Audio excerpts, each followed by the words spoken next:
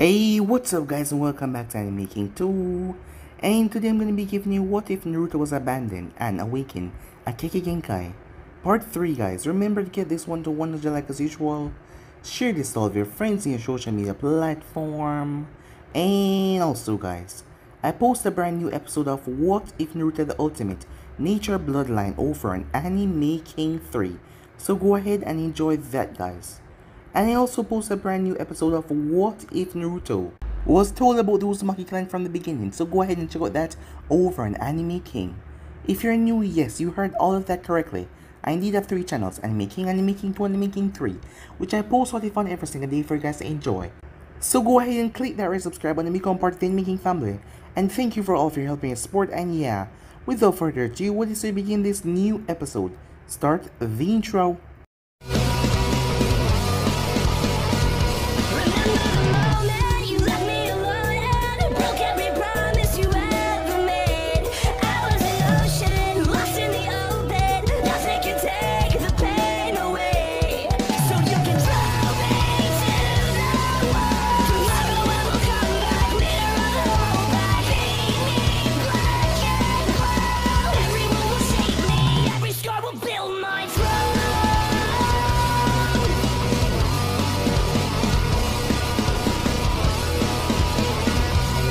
So the last time we left off, Hiruzen was shocked to his core as he saw Naruto, along with the Kyuubi. As the man couldn't understand how was this even possible, but Naruto told him that he was exhausted from a long day, as he would tell him everything tomorrow morning. As Hiruzen agreed to that, but only him said Naruto and Yamato since he was here. As Hiruzen agreed. The man was going through a lot right now. Many people were glad that Naruto was gone through the past years, and the news had spread between his generation that he held the Kyuubi inside of him. But Naruto wasn't too concerned by that at all as he was making his way home towards Namikaze Manor. As Naruto was stopped by Hana, when they bumped into each other, they had met before, a long time ago as Mizuki. Mizuki had stolen the Forbidden Scroll as Hana, and her team came across him. He had set some well-placed traps that killed her team. Mizuki and Hana was together, so she was completely shocked by that. Yes, she couldn't understand why would he do something like that. He was just using her to steal the Scroll of Sealing. As before he could end her though, Naruto arrived. The stranger that she didn't know who was it. As he put Mizuki in his place, Mizuki didn't stand a chance. Hana never got his name. Naruto asked her what did she think about Naruto.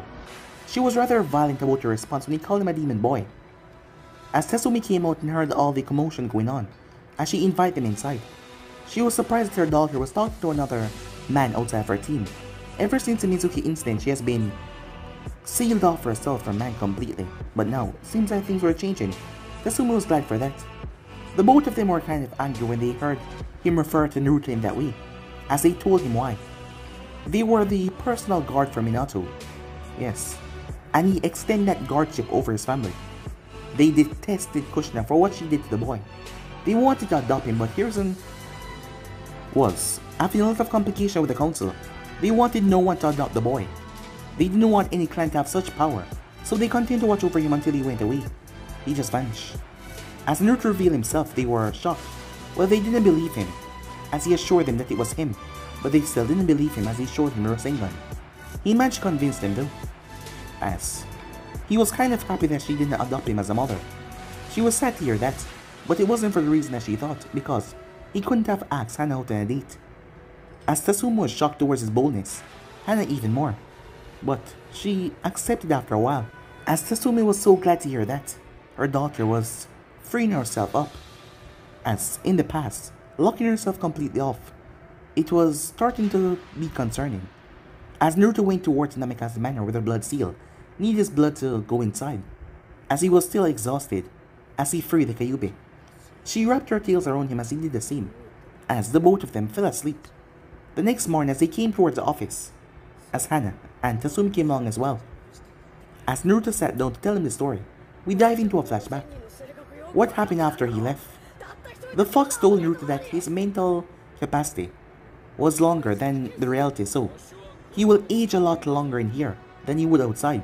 His mental self will grow even more and he will learn even faster. He also had two bloodlines, one from the Uzumaki and one from the Namikaze, the speed and the vitality in his body. As the Kyuubi was going to teach him how to control them, mixing the both of them together, not to mention what she would give him. Yes, his training would be hard and intense. But Naruto was going to give up, as she told him once this was done, he might as well be the strongest in the elemental nation. As Naruto continued his training as 8 months passed, as he started to move on to a different area. They couldn't be caught after all to be brought back to the village. She wasn't done with his training yet. So yeah guys, so basically that's what I left off. You guys can switch across to please check it out for yourself. So this will begin this new episode. As the time passed, as Naruto slept, he did mental training with his sensei as usual. And time was passing a lot faster in his mind. By now he learned all the concept of ninjutsu and their elements. He even learned how to activate certain genjutsus and dispel them. And he learned the pros and cons of different taijutsu styles. The Kyuubi had a lot to teach. He was currently learning the concept of nature manipulation and the results it can have on jutsus, and the information the Kyuubi had on healing chakra. The Kyuubi finishes night on lecturing early because it wanted Naruto to get an early start to the hidden sand. After having a quick breakfast, Naruto headed towards the land of Wayne. It only took Naruto half a day to get there, with the direction of his sensei and using chakra to enhance his speed. Wow, this looked like a giant lake, only with sand instead of water, said Naruto as he walked towards a nearly never-ending sea of sand. Trust me, it's a lot bigger than you think. And if we want to get to the sand before nightfall, I think you should use my chakra. Naruto nodded. He didn't know what it was, but whenever he used the Kyuubi's chakra, it was just warm and welcoming, and he enjoyed it. So with the speed granted to him, he dashed forward, quickly making his way. Time skip, begin the sand. No, you cannot play with us, you freak, a boy screamed. The small red-haired child looked up, but why not? You need another person, right? We do, but we don't need you, as another one picked up a pebble and threw it. But the sand came up and stopped the pedal from hitting the boy. The small red-haired child looked up. Get away from here. We don't want you to play with us. Hey, it's not nice picking on someone, you know, as all of the boys, despite seeing the sand, thought they could pick on the smaller child. What's it to you? You're obviously not from around here, not knowing who this freak is. As Naruto growled a bit, before he vanished, all boys, 7 of them in total, was knocked down in an instant. As they blinked in confusion until they felt the pain of being hit. They all ran away in fear, not knowing what the hell was that. As Naruto then turned back, "Hey kid," he said, as he stepped towards the red-haired kid, moving forward. "You okay?" As he reached out a hand. As the sand shot out and grabbed Naruto's arm, the red-haired boy's eyes went wide, as it crushed down, as it pulled back, as Naruto cried out in pain. He looked towards his hand, the broken bones, and blood, as the red-haired boy was stepping away, until he saw red chakra mend. The boy crushed bones and ripped skin. The boy tested his arm out. "Hey, would you mind not doing that again?" said Naruto. "That really hurts." The red-haired boy didn't know what to say, as he was surprised that this person was talking to him. "Hey, my name is Kazuma Arashi. I just came here from Konoha. What's your name?" said Naruto, as he had to go by another name. The redhead was taken aback by Naruto's behavior. Everyone always ran away from him. In about 5 minutes, not to mention when they saw the sand, but the sand directly attacked him and he wasn't running. I'm Gaara. Gaara, huh? Cool name." As Naruto moved over towards the swing, Gaara slowly moved towards the sand, as he sat down right in a small playpen. "So Gaara, why were those kids picking on you?" Naruto asked. I don't know," Gaara said. "It might be because the sand thing that just attacked you. They call me a demon or a freak. Or probably it's because I'm the Kazekage son, and not them." As Naruto frowned at that. "Well, other than crushing my hand, I think that sand thing of yours is pretty cool. And you must be pretty strong if you're the son of a leader of the village, right?" I guess. I haven't really thought about it. I'm usually worried about people throwing things or yelling at me." "Wow, he's really similar to me," Naruto thought to himself. "I know how you feel," said Naruto. "Back in my village, people did not like me either, for things I could not control." Gaara looked up. "What things can't you control? Is it something like my sand?" "Well, remember that red chakra?" Gaara nodded. People saw that and they say it wasn't natural either, so they tried calling me names and hurting me as well. I think we're actually pretty similar, you and I. Perhaps we are, Arashi said Gaara, as he released a small smile that looked rather awkward, like he wasn't used to it. But Naruto simply smiled back, as Gaara felt strange. He never had anyone talking to him like this before, as Naruto laughed at the awkward smile. And that made Gaara laugh as well. Feeling strange, this person was talking to him, befriending him. As Naruto noticed how late it was getting and decided to find a hotel. But Gaara had other plans as he invited Naruto towards the mansion. After a few minutes of Gaara insisting, Naruto gave in and they were off. Naruto, as a fox started talking to him. Yes, Kyuubi-sensei, said Naruto. You must know. That sand that crushed your hand, it wasn't really normal. Yeah, but it seems Gaara doesn't know what it's either, said Naruto. I'm not surprised Shikaku was never really one for introductions. Shikaku, said Naruto. Remember Naruto, there are 9 Bijus in this realm. Shikaku is the Ichibai, and if I'm not mistaken, he's the one controlling the sand.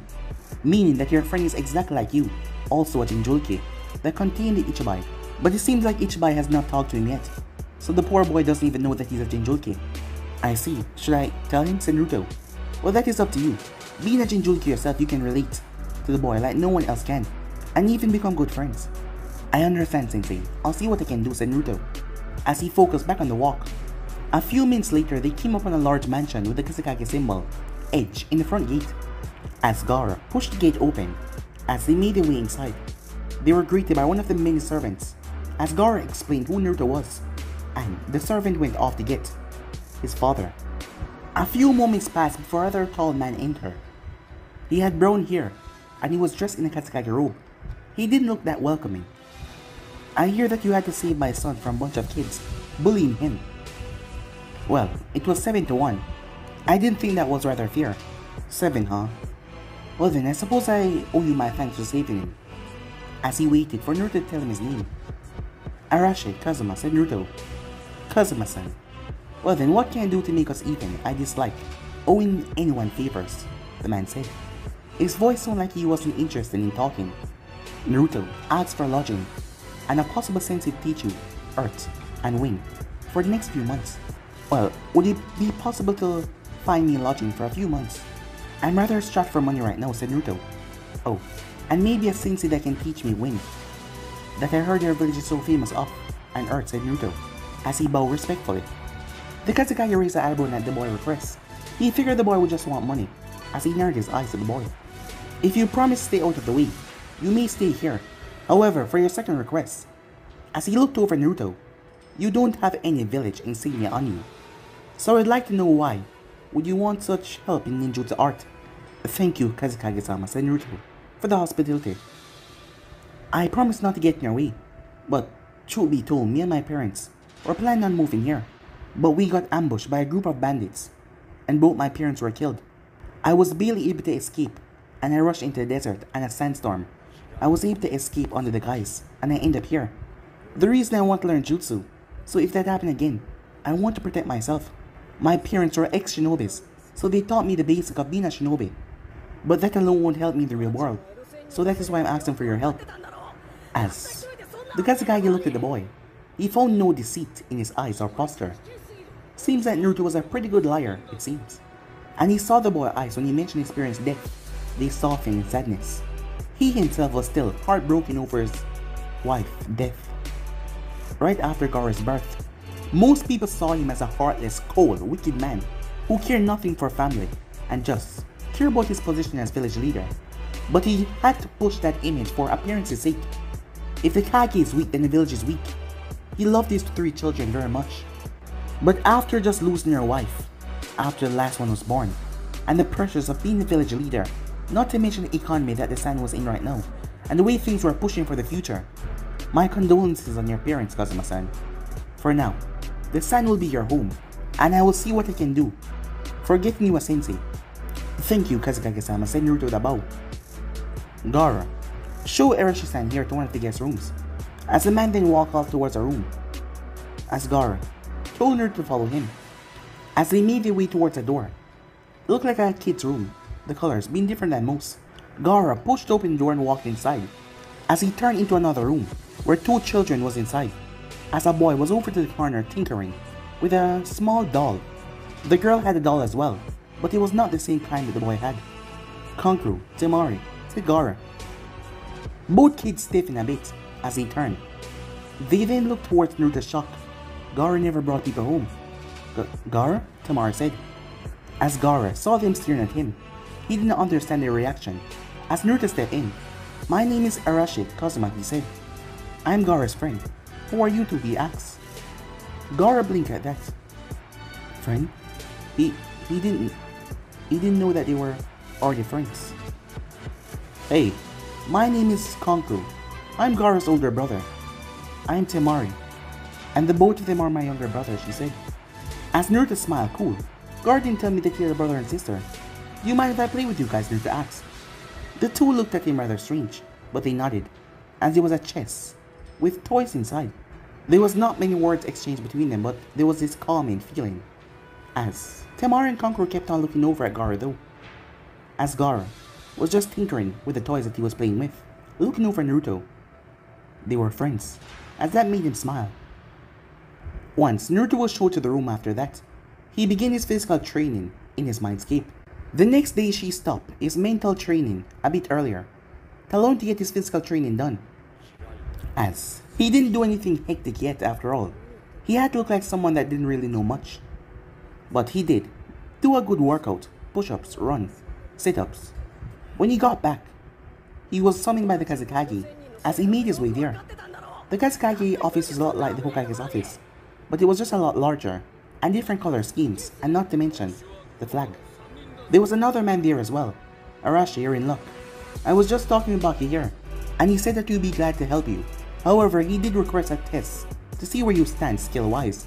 Thank you for the opportunity, Kazekage-sama, said Naruto. Baki-sama, he says he bowed his head. Could we get started now? The Kazekage raised an eyebrow. He had his people watch Naruto, of course, and he saw the rather taxing training regime that he just went under, and yet he was still able to keep up.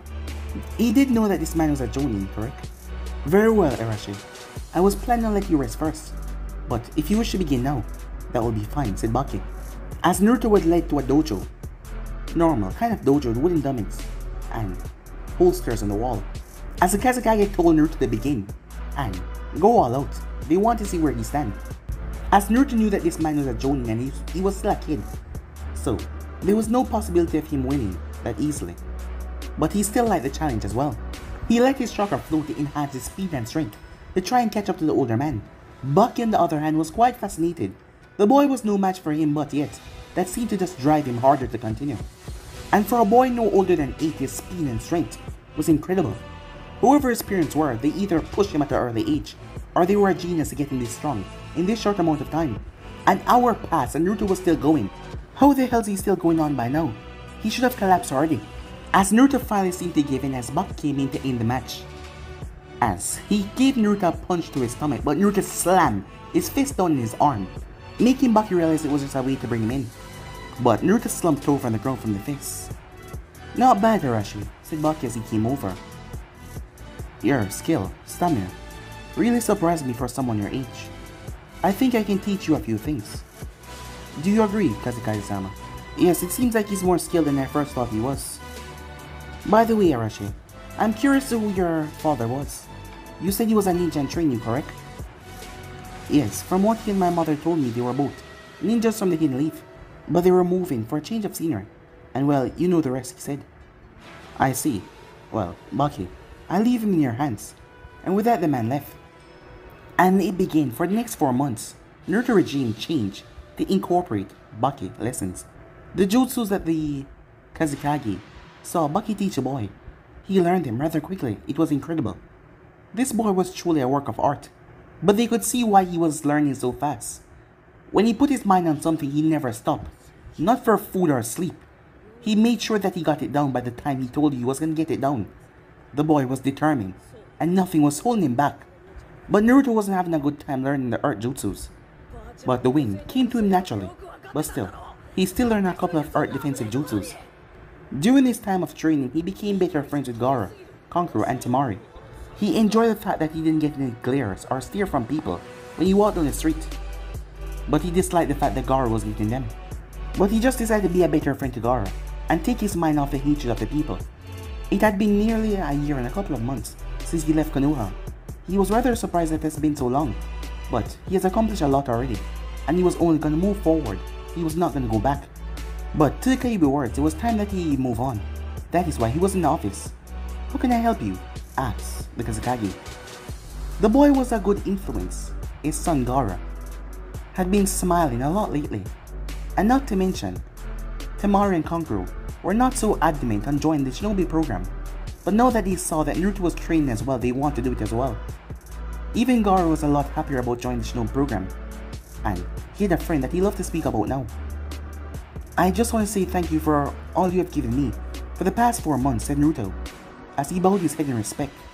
"I believe it's about time I head back. Baki-sensei has taught me enough, so I can handle myself," said Naruto pretty good. "And I feel like I'll just be taking advantage of your kindness if I stay here for any longer," he said. "I see. It is certainly your decision to make. But if you ever change your mind, you'll be welcome in the Hidden Sand." "Thank you for all of your help and your hospitality," said Naruto. "I'll keep that in mind. I'll be leaving tomorrow afternoon." As the Kazekage nodded. Time skip. Naruto's room. "What's so important that you had to drag me into my room for?" Gaara asked, slightly annoyed, as he has begun to open up more with Naruto lately. "Well, remember our talk that you didn't tell anyone about with my red chakra in your sand?" Gaara nodded as Naruto sat down and started to explain to him about the history of the Bijus, until he got down to the important part. "Well, you see, Gaara, the villagers learn how to harness the Bijuu strength. They seal the demons inside of newborn babies with undeveloped chakra system, which will allow for safer stabilization to create something with the demon and child that is called a Jinjulki. My whole point being is that is what you and I are. We're both Jinjulkis." Gaara went into deep thoughts, thinking the same thing that Naruto has been thinking, when he just found out, as the boy went silent for a good 15 minutes.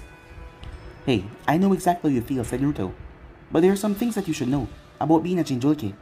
It's not all bad actually having a demon seal inside of us. Have its perks when being a shinobi.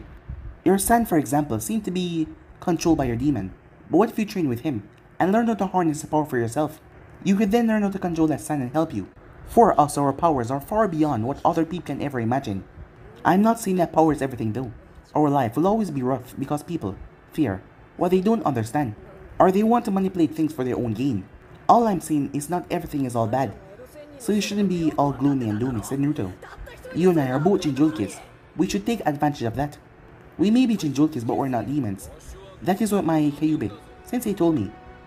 Gaara thought very hard about what Naruto just told him. As he looked up, "Maybe you're right, Arashi," he said. "Our life will not be easy, Gaara, but at least we have each other. You and I have someone that we can talk to and help out, because we're the same," he said. "I'll promise to always be your friend and be there when I can for you, okay?" Gaara responded with a small smile, a very happy smile as he nodded. Yes, he was happy, very happy. Time skip. As Naruto decided to get some sleep. "Kyuubi sensei?" "Yes, Naruto?" "I was wondering, where are we gonna go next?" "I was planning on sending you to Water Country, specifically Kirin, to try to find another person there to teach you the water jutsus that you're famous for. Are there a lot of water jutsus you can teach me as well?" Naruto asked. Perhaps. Well, I do know a couple that was used, specifically by the second Hokage, but you'll have to impress me somehow to make me teach you those.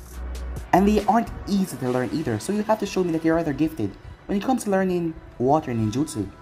As Naruto's head almost exploded from excitement, although he would be sad that he had to leave Gaara and the others so quickly, he knew that he had to keep on moving.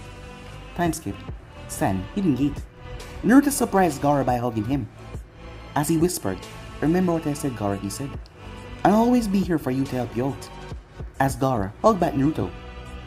"Thank you, brother," Gaara said. As Naruto broke the hug and gave him a smile that made Gaara happy. He bowed to the Kazekage and Baki and thanked them for everything, as he said goodbye to Temari and Kankuro, as he headed off on his other journey. Time skip. It has been 5 days since he left the Hidden Sand. As he was making his way, although he learned a couple of jutsus from Baki, he knew that he needed more training and more experience. That was the most important.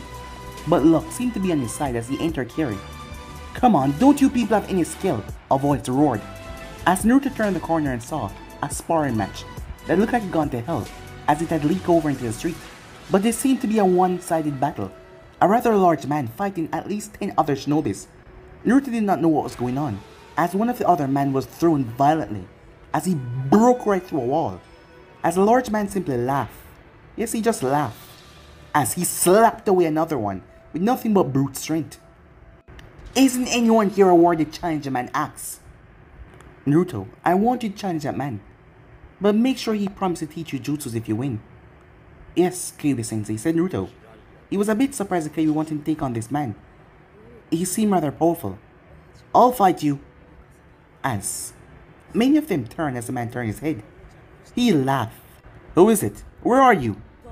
As he looked around, until he saw this small boy. You people insult me. Send a small boy to fight me. You people really are pathetic. It's why we haven't won any of the previous wars before. If I beat you, you have to teach me what you know, said Naruto. You're serious? The man looked down at Naruto. Huh. Well then, guess what? I'll give you a deal. Just try and hit me once, and I'll teach you. After all, you're just a brat. As Naruto simply smiled, he's been underestimated because he's small. My name is Zabuza. Seems you don't know who I am. Tell me, who are you? I accept, and I'm Kazuma, Arashi, said Naruto. Well then, Arashi, said Zabuza as he smirked. Come at me, as Naruto launched himself. Zabuza caught his leg, as he tossed Naruto into the ground. Naruto used his back hands to push off the ground as he launched a kick. Zabuza simply stepped out of the way and kicked Naruto in the back, as Naruto was thrown by the strength of the kick as he collapsed down to the ground. Damn, he's a lot stronger than I thought he would be, said Naruto, as he picked himself up, as he tried to attack the man head on once again, but this time, he ended up in a building. Arashi, was it? Just give up. If these pathetic weaklings could not touch me, what makes you think you can? You're just a mere brat. Zabuza saw a blue light in a hole where he sent the boy into, and the blue light had vanished. He only had a second to duck as a leg passed where his face just once was, as Zabuza saw the chakra in the boy's feet. As the boy dashed off back once again. Seems he has pretty good chakra control, said Zabuza, as Naruto dashed towards him, using chakra to boost his speed. As the boy was coming at him with a normal speed, but Naruto pumped it into overdrive, as his speed increased to a ridiculous level, shocking Zabuza. But Zabuza had years of experience as he ducked, the fist passing over his face. He twisted as he backhanded Naruto into the ground, as Naruto slammed face first, wincing in pain as Zabuza kicked him away, as Naruto rolled, as he rolled over coughing up blood. Oi, you aren't dead, are you? Said Zabuza. I don't want to explain to Mizukage why I killed a punk kid in the street. Nah, I'm not dead. But now you have to explain why you'll be teaching this punk kid everything you know. What the hell are you talking about? I said if you managed to land a hit on me, which you did not. So you want to rethink that? Check your cheek, said Naruto, as he picked himself up fully. Zabuza reached up and wiped the cheek that he was near to be struck on. Notice there was blood on his finger. You never hit me. This is probably your own blood. Naruto pulled out a kunai to reflect Zabuza's face as he saw a cut there. How the hell did you cut me? I knew I would never be able to hit you with the speed that you're moving at, and the reflex that you currently have. So I make you overexert yourself. You are focused on my feet, but you never focus on my hand, said Naruto, as chakra swirled around his hand, showing a sharp tip. The moment you leaned down, I made sure to extend it as far as possible. Once you slammed into me, your face came forward, and I cut your cheek, said Naruto. So I guess I won. Zabuza started to laugh. Good tactic, he said. You know, I like it.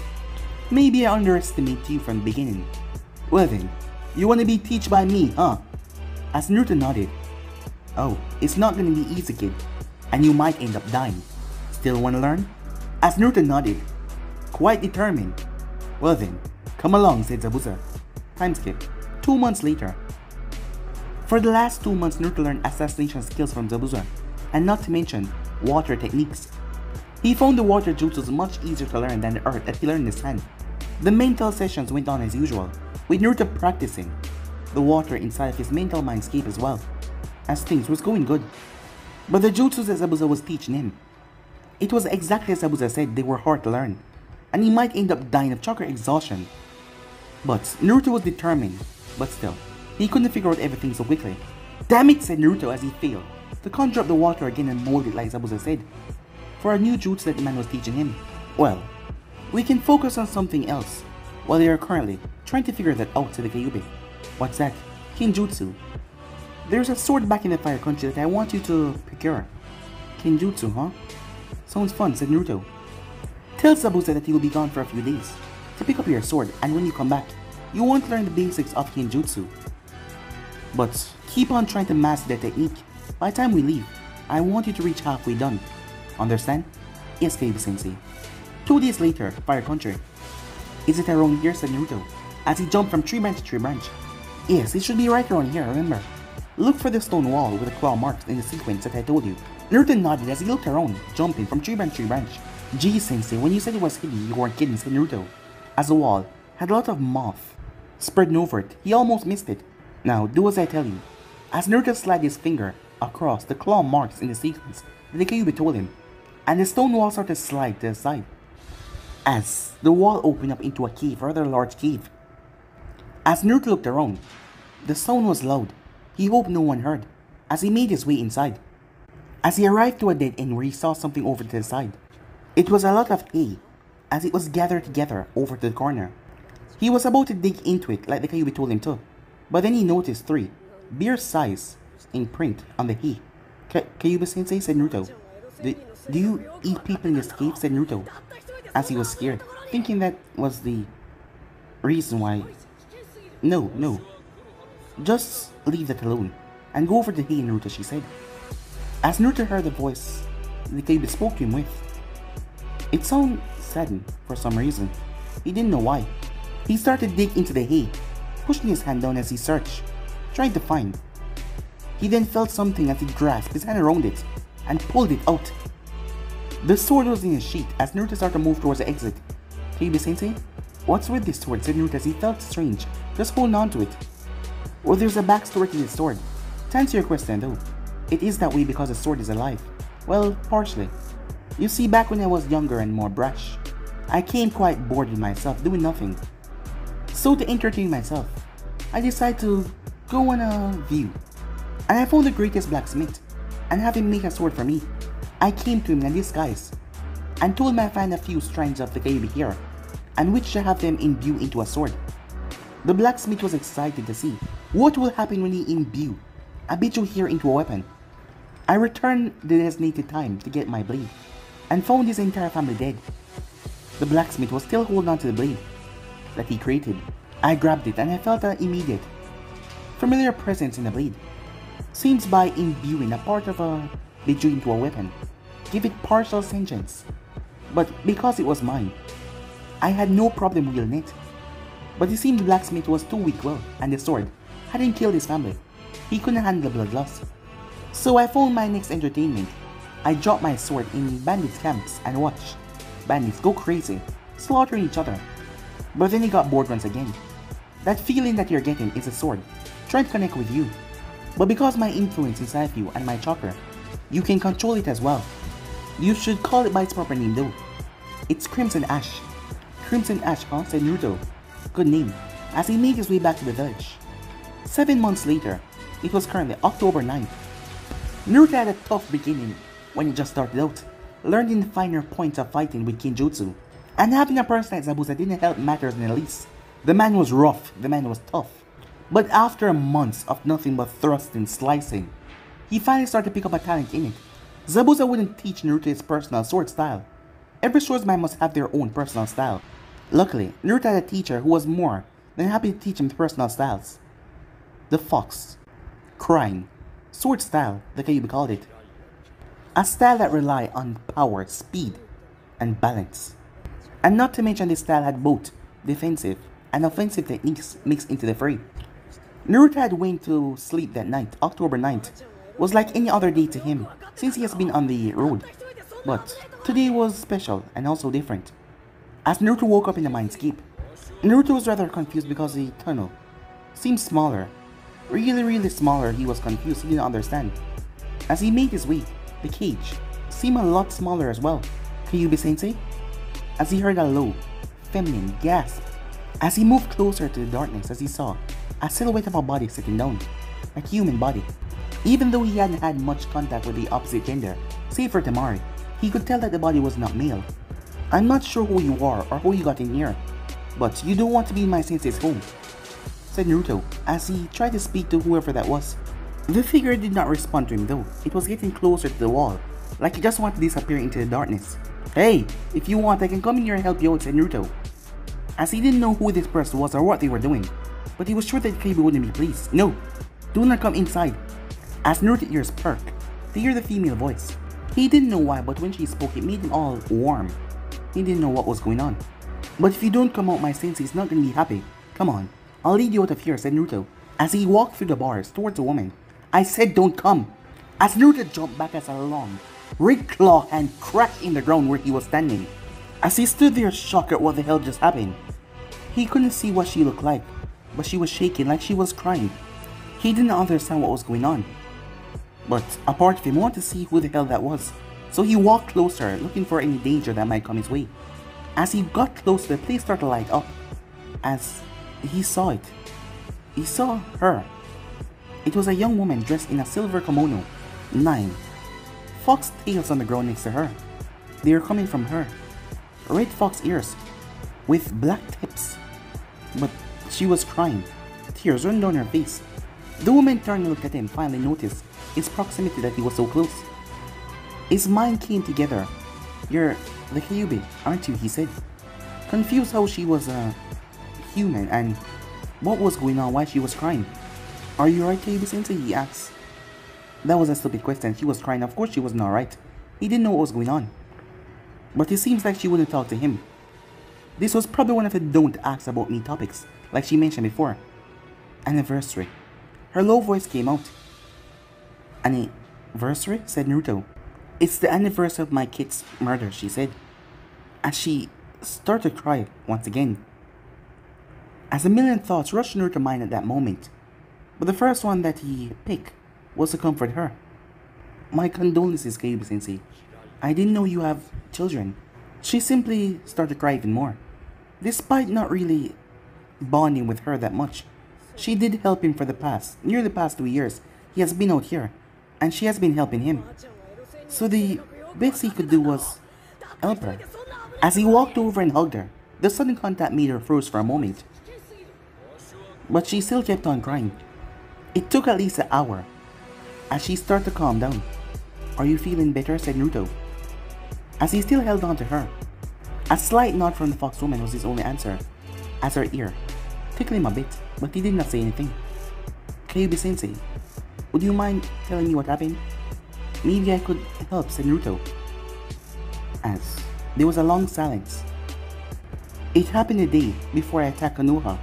She paused, waiting for Naruto's reaction, which was a rather shocked expression, before he nodded for her to continue. I was coming back to my den with a few animals that I had caught in the forest when I noticed my kids weren't there. As always, realization dawned on Naruto. So those 3 spots I saw in the cave, those were your... As she nodded, as tears started to come once again as Naruto placed her head on his lap, doing as best as he could because he didn't know what he was doing as he gently rubbed her hair, trying to comfort her. She started up once again. So, when I noticed they weren't there, I started to track them down, their last known location, and I followed their scents. After all, kids will be kids. Sometimes they did sneak out to go and explore. Their scents brought me closer to Konoha, which got me worried. Eventually I reached a clearing where their scents stopped. And I found, as she started to cry again, but she continued, that all 3 of them were dead. I investigated here and found some leaf shinobis or claw marks all over their corpses. After that, I went into a rage. I attacked the forest, heading straight towards Konoha. I didn't mean to attack everyone. All I want was vengeance on those who attacked my kids. I followed the blood scent to find those responsible. It was a pale man with golden eyes like a snake, and a few others with their blood. My kids' blood's on their clothes. I was about to attack them when more shinobis arrived, and your current Hokage, stating that my kids were the ones that attacked first. And I had no right to seek vengeance, they were only defending themselves. But Naruto, my kids, would have never attacked them if I made one of my rules crystal clear to them. It was to never attack a mortal, only in self-defense, and nothing else. Not only that, but while your Hokage and your shinobis showed to fight me, the Snake Man, and the shinobis that you were with my children blood on them, had a smile on their faces, I realized that nothing would happen to them for their ingressions of what they did. And I realized the whole village was trying to keep them away, so they could be safe. I never meant for your life to be so hard in your home because of me, and for the ignorance of the villagers. I'm so sorry, she said. I know nothing you can do can make up for what you've been through. Everything. But I hope someday you could fight in your heart to forgive me, she said. As Naruto was blown away, he never knew that the Kyuubi had kids, and to lose them like that. Anyone would have gone on a rampage and be angry knowing that the person that killed their kids wouldn't get any kind of punishment. A small, sad smile came on his face. It's alright, Kyuubi-chan, he said. I forgive you. Naruto, she said, shocked. Well, it seems after everything happened that night, and everything that happened afterward in my life, seems I can't really blame everyone, or anyone. Circumstances just happened, and I was just there at the wrong time, I guess, he said. And who wouldn't try to rip the village to shreds, knowing that someone was defending the people that murdered your kids? On the other hand, I can't blame the villagers. They thought that you were attacking their home, so they fought back. No one knew what was really going on. They lost a lot of people that night. They were just corrupted with vengeance, so they thought by hurting me, they could hurt you. They should have tried to get to know me first before condemning me. And for that I would never forgive them, said Naruto. But even though I've been through such a terrible life at a young age, the fact is I know I have a great sensei, and a wonderful friend that's gonna help me, said Naruto as he smiled. So I can be ready for the future. It doesn't matter how long it will take, I will keep on training, and get as strong as possible so I can be ready for anything, said Naruto. And things will be different once I'm grown and old enough. He said that smile. The Kyuubi was shocked that Naruto considered her as his friend. She hugged him back, as he was holding on to her for the entire time. Thank you so much, she said. It's okay, Kyuubi-chan, said Naruto, with a smile on his face. Kyuubi-chan? About your new form, said Naruto, did the place change because of your human form? And are you ashamed of it, Naruto asked. Yes, it changed because of my human form, she said, my size going down. And no, I'm not ashamed of it. It's just more natural to be in my fox form, she said. Can you close your eyes? I want to try something, said Naruto. She raised her eyebrow. Please, he said. She sensed no malice or nothing coming from him, so she just closed her eyes and leaned into his chest. As Naruto remembered, one of the good places that he was taken by his mother when he was younger, one of the rare memories. He closed his eyes tight and squeezed them shut. If it could change because of the Kyuubi, then he must could do it as well, as he focused hard. As Naruto slowly opened his eyes. Wow, it worked. Kyuubi-chan, you can open your eyes now, he said. She opened her eyes, but she shut them a second later from the sunlight hitting her face. Wait, sunlight? She slowly opened her eyes. Her cage was no longer the place that she has been used to seeing for the past 8 years. The entire area was a multi-filled valley. Trees all around, breeze that she felt on her skin. There were snow-peaked mountains in the far distance and a river running through the center of the valley as well. As the sky was blue and beautiful, birds chirping, animals running around. The place was exquisite. Well, as I said, said Naruto, you really aren't that guilty of anything in my opinion. So that person wasn't really suited, said Naruto. But sadly I can't do anything about the seal, said Naruto. But it's my mind, so I thought I would change it a bit. And also the seal, said Naruto as he pointed towards her neck. As she touched her neck where the seal was, a collar that had the word seal on it. But how did you do it, she asked. Well, when I saw that my mind changed to fit your size better, I thought I could do something as well, said Naruto. And this is much better, isn't it, she said. She looked around in amazement. Of course it was. Come on, said Naruto, let's explore to see if you like it, as he took her hand. She was in a daze as he pulled her along with him. The two took their time exploring the entire valley. She had a smile on her face, much happier than before. It was amazing. Thank you, Naruto-kun, she said after a long while. As he finished, exploring a place that was just beyond what she expected. Although you said you've forgiven me, I just want to say thank you for all of it, she said. No one has ever been this nice to me before. It's alright, said Naruto. We can't change the past.